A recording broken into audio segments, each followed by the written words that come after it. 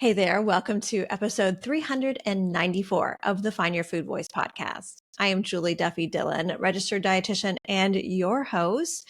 Welcome to this very special holiday diet culture IRL.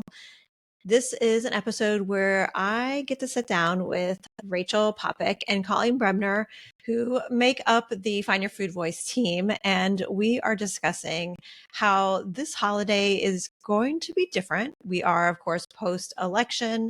And as a team, this is actually the first time my team and I have been able to see each other face to face since the election. So we took a little time just unpacking how this is going to impact our holiday experience, and then weaving in what we think is important to always weave in during the holidays, how you are going to provide space for permission and self-care, talking about bodies and food in a way that's getting in the way of your repair process of your complicated history with food. So we are going to get to it because this conversation is so important. So before we get to this conversation, though, we're going to have a very quick word from our sponsor.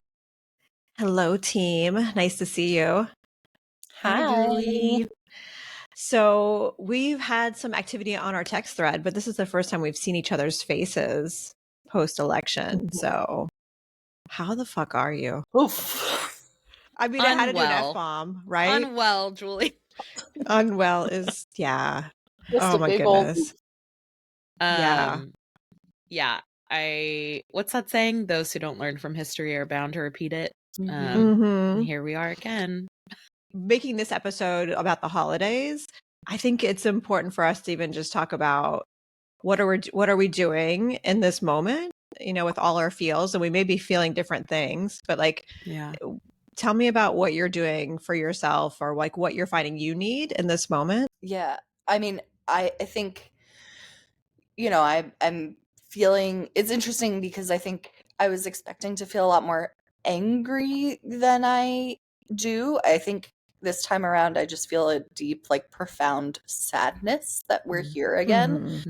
And something that's really been helping me kind of get through that. And I know there's a lot of talk online about the importance of community and building community resiliency. And that's something that I always find really impactful and helpful to myself. But I'm just re-energized and recommitted to focusing on my community, building community. And the main ways I do that are through working with my local community fridges, the Germantown community fridges. And so just doing a lot of cooking and feeding people, which is what I do, but, along with community members and neighbors and friends. And it really is helping to kind of see pockets of light. And so, yeah, that's what I'm trying to focus on. Can you share with us what a community fridge is? Oh, absolutely. So there are lots of community fridges around the country and also around the world, and we can put in the show notes. There are a few websites that you can look up to see if there are community fridges around you. But they're similar to a food pantry in that it's free food, but oftentimes they're in a local place, like on a street. There's usually a fridge, so, refrigerated food, and then a pantry that goes along with it. They're open 24/7, and it's just kind of the idea of leave what you can, take what you need. And so people are constantly dropping off food, either pre-prepared meals that they've made or just raw ingredients. And then people come and take what they need from the fridges.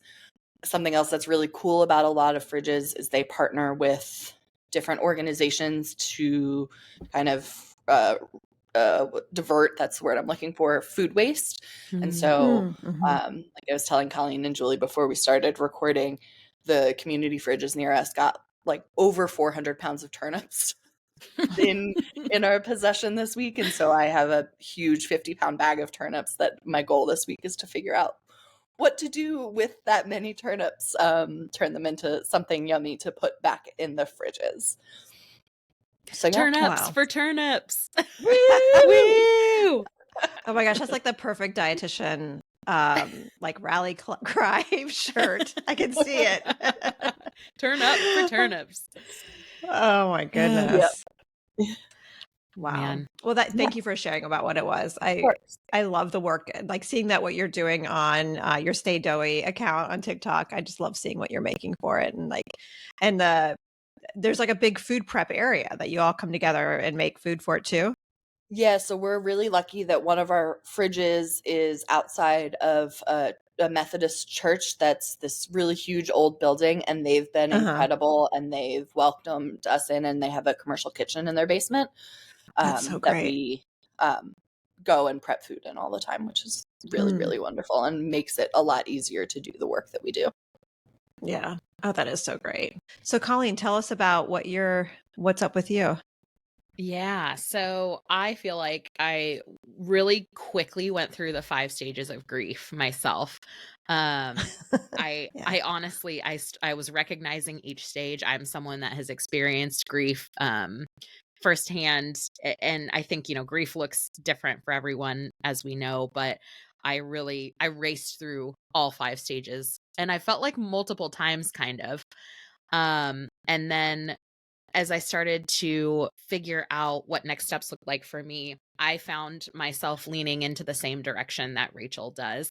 It probably is why we're very close friends, because I thought, okay, I don't want to get caught up in the guilt or caught up in the like feeling sorry for myself, kind of, which is a privilege in and of itself, and leans a little bit on the white fragility side. So I recognized that, and I said, okay, how can I mobilize?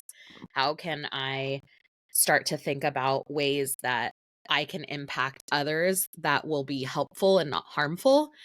And I think that one of those things for me is doing some volunteering time at Planned Parenthood, driving folks. We're all, those of us that are sitting here right now are very aligned in our values. And that's something that brings us together as a team. And I think that just also leaning into like your support networks, whoever those folks may be, can really make a difference. I mean, I reached out to Julie countless times, and just been like, hey, I just need to like get this off my chest. I don't really need a response. I just really need someone to listen to me. And I think there's power in that as well. If you have someone or a few friends that you can kind of just talk through some of your feelings, sometimes that's just a great next step too. And so I think that, while Rachel and I may be on the like, okay, what can we do next track? Like you may still be processing, listener, and you may still be figuring out what that looks like for you. And that's also okay. So I just want to talk about that as well. Yeah, I think it's important to name. We're all going to experience different things, and we're going to need different things. And, we could spend a whole podcast talking about that part.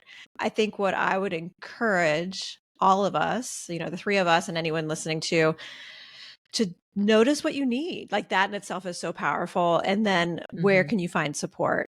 And it sounds like, for the 3 of us, that's something that we're really leaning on right now.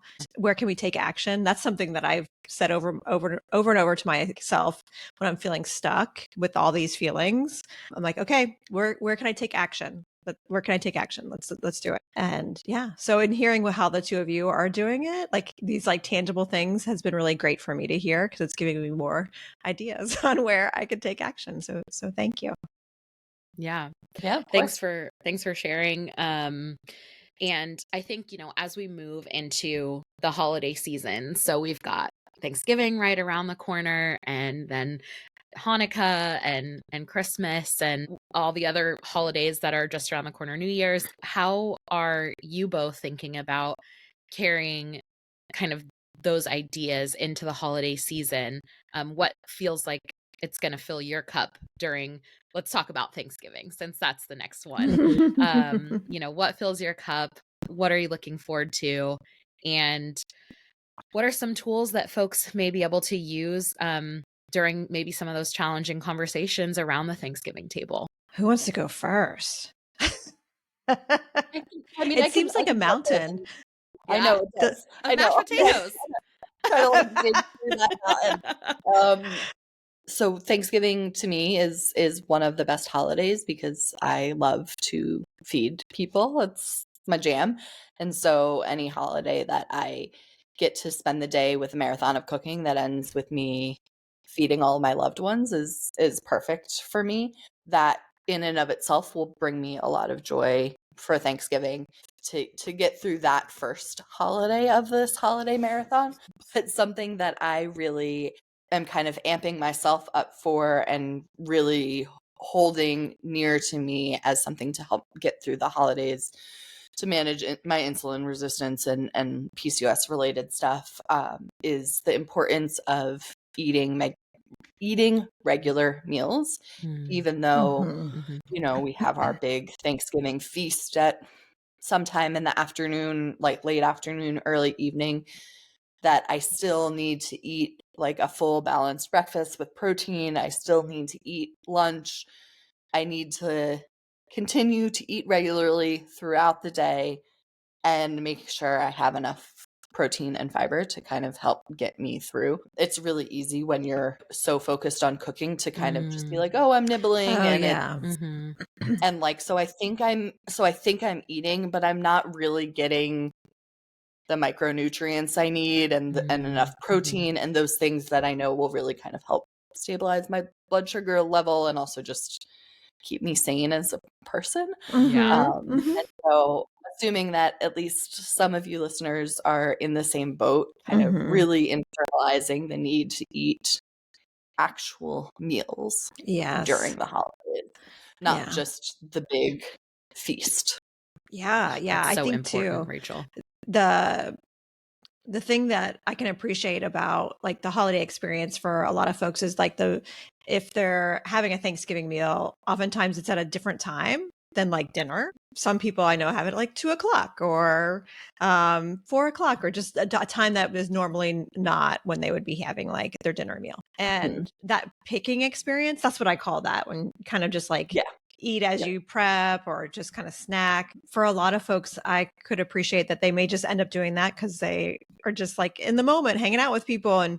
And so I'm glad you mentioned like that experience because it can make our bodies and our minds just feel kind of bleh, and it can feel lead to like a rundown feeling. I think especially if someone has insulin stuff going on, like insulin resistance or PCOS or both of those, sometimes they can almost have an anxious kind of feeling with it.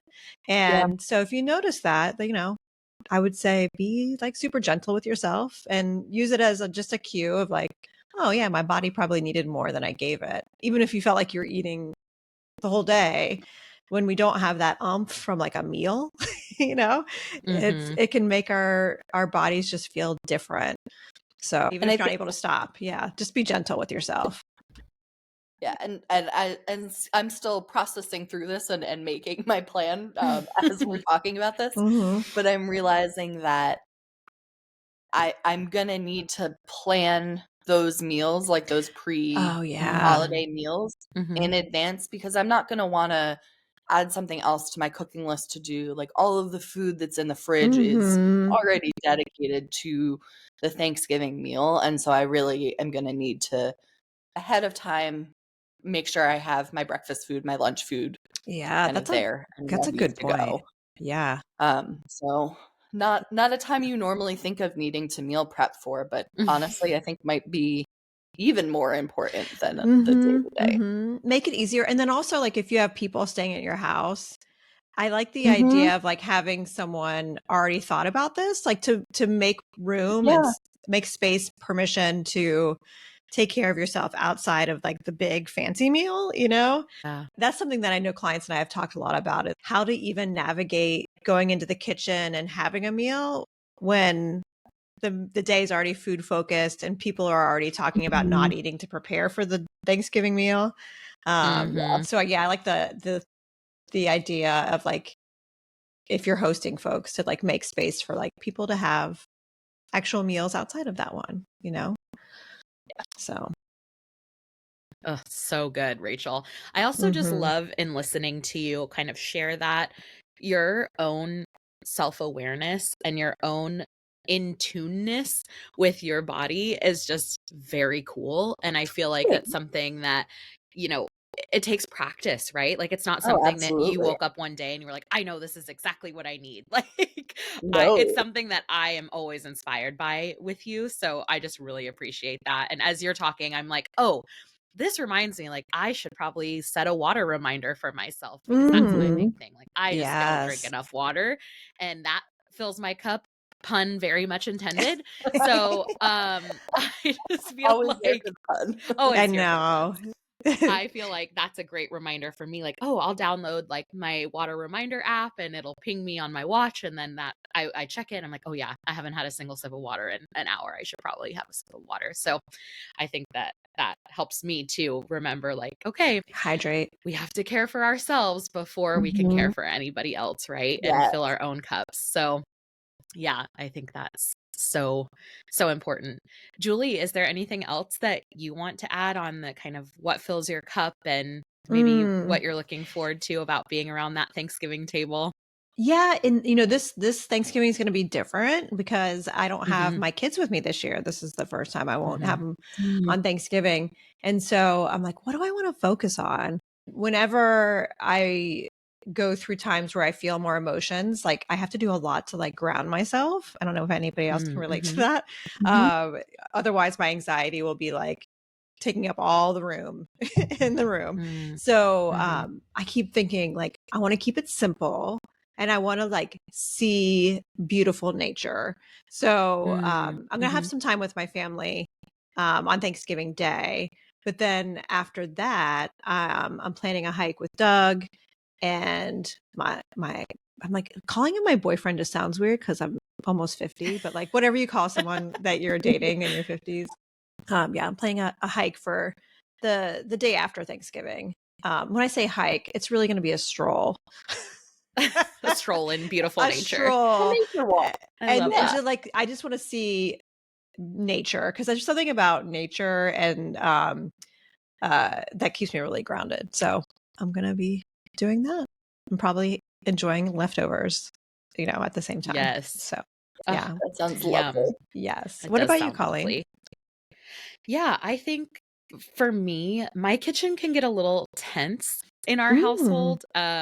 Not by like any fault of anyone's. It's just, I don't know, something about having more people in your kitchen than usual, like prepping and getting things ready. It can feel a little bit stressful. And of course, everyone has a different view around like the language they use around food, right? And the language they use around their bodies. So when you kind of put all those people in one space, it can feel a little bit stressful and cause a little bit of anxiety for me. And so what I like to do, same kind of grounding, Julie, I remove myself from the situation. That's what feels right for me. So I will take my daughter, who is now, oh my gosh, I can't believe it, 9 months, and we'll pop in the stroller and we'll go outside and go on a walk. And sometimes my husband will come and sometimes it'll just be the two of us. But it is just a great way for me to get kind of grounded and recentered and recognize that like the stress and anxiety that was in the kitchen, I have now left behind me.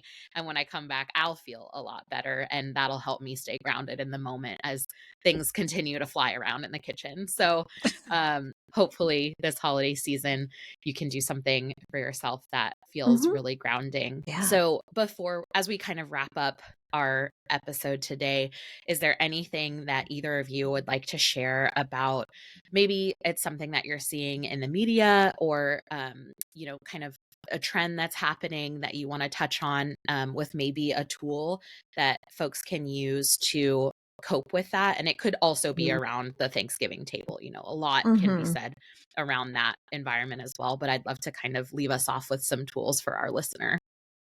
Yeah, I love that. Yeah. Something that I've been seeing a lot lately that is interesting, like, on social media, I was seeing random videos about like winter arc, and I was like, I don't know what that is, and I just kind of ignored it for a while until I was curious enough to be like, what does this actually mean? Because I had no idea. Is this a good thing? Is this a bad thing? But for those of you who do not know what a winter arc is, this thing that is all the craze right now is basically the opposite of what I know the three of us view the winter time as. But basically, you use your time when you're not seeing anyone to have your quote unquote glow up. Whatever that is for you, usually something around weight loss, diet culture, etc. And it really struck me because I really hold the philosophy that winter is a time to slow down, just like the nature around us. I really love being in tune with the seasons, and everything is getting a little quieter, a little slower, a little softer, a little cozier, and I love that about the winter. And so the idea of using that time to like go hard and make a bunch of changes just feels like taking New Year's resolutions and doing it even earlier.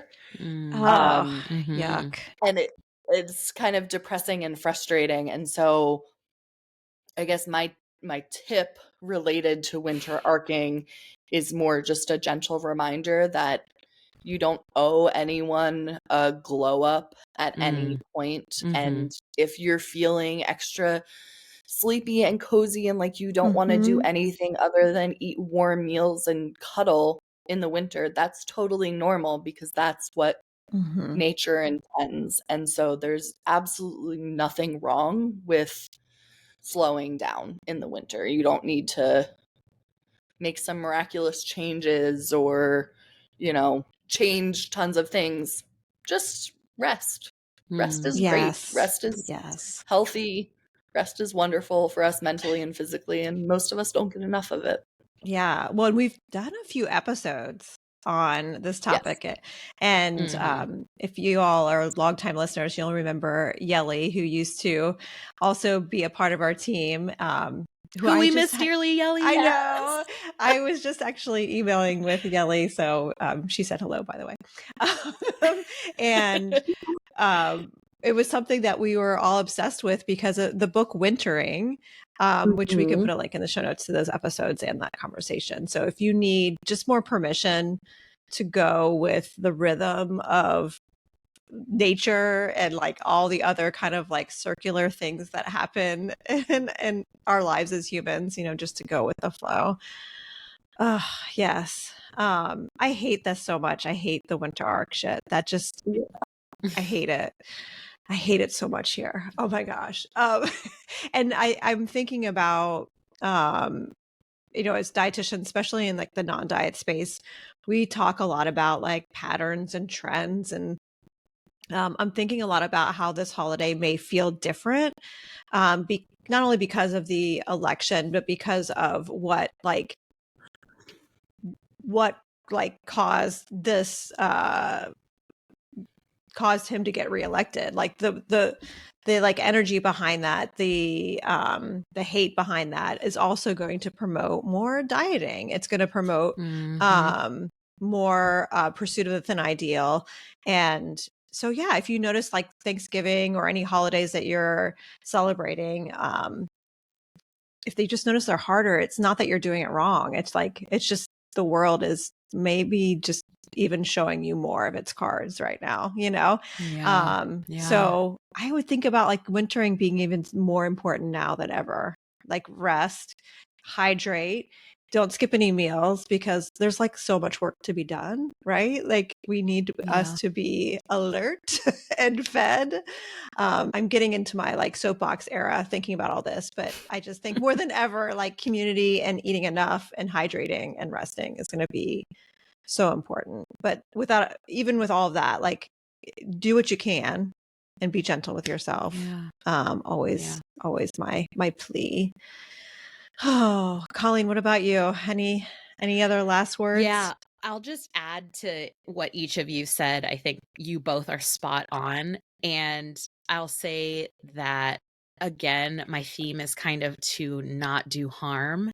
So I love that. As you consider your language around food, your language around your own body, just consider like what kind of harm you may be causing either to those around you in the language that you use or yourself. Because we know anything that moralizes weight or food behaviors or body shape or size has a way of causing harm. So, you know, if you're someone at the table thinking like, oh, if I say you look great, have you lost weight? Like that can really be a painful reminder to folks that they're constantly being looked at and they're constantly being judged and objectified. And that's something that doesn't really feel good and it doesn't really feel helpful. You know, I think the same thing with, you know, I'm a mom now and my daughter will never hear me say, I'm being good, so I'm skipping the pie. She'll never hear me say that because that really sends a powerful message to her that, you know, morality is somehow attached to body shape or size and food eating behaviors. And if I think that I'm good for avoiding dessert, then it's only natural that she might think that she's bad for enjoying her meal. And I never want her or anyone to feel that way around me. So I will be using my time around the Thanksgiving table this year to really enforce an in-tune approach to eating and intuitive approach to eating and sharing with my daughter that food can bring so much joy and comfort and warmth. And that's really important for me because a way that I won't do harm in the future is also by raising her. So yeah, I'll leave my thoughts there. Way to end. Thank you guys. That was I appreciate it. Thank you. Thanks. Oh, enjoy your holidays. So there you have it. I hope you got some new information or reminders to help you to navigate this holiday season. It's probably going to be extra complicated. And again, we hope you find the space, the permission, and the gentleness you need to be able to navigate it in the way that you're hoping. Rachel, Coleen, and I will be back for another Diet Culture IRL in just a few weeks. We were planning it at the end of us chatting today. So I'm already looking forward to the discussion. And before I sign off for today, we would love it if you would hit subscribe or follow the show. And we look forward to being back in your ears next week for another episode of the Find Your Food Voice podcast. Bye for now.